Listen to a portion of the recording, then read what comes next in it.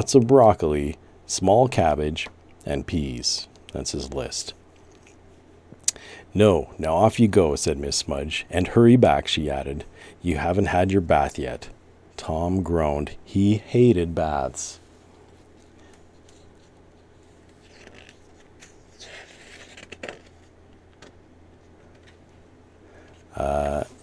He was trudging back from the store when his friends asked him to play football.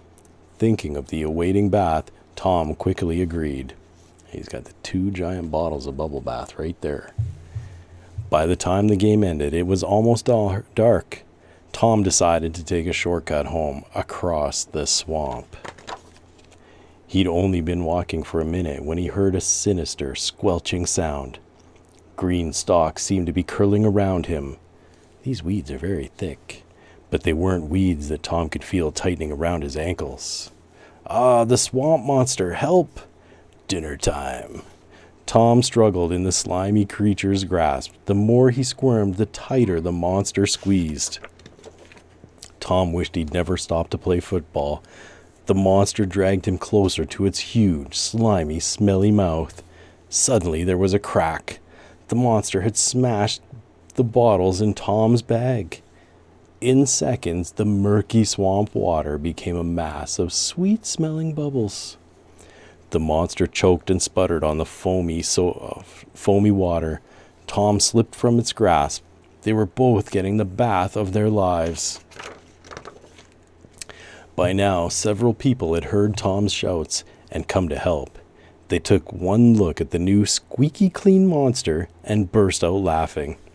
The monster was so embarrassed it swam off and was never seen again. As for Tom, he had the best reward ever. He didn't need a bath for a week. There you go. And I think, you know what my favorite part about these stories is? There is no moral. There's no lesson to be learned at the end of these stories. Off to smoke another bowl and call it a night. All right, junkie.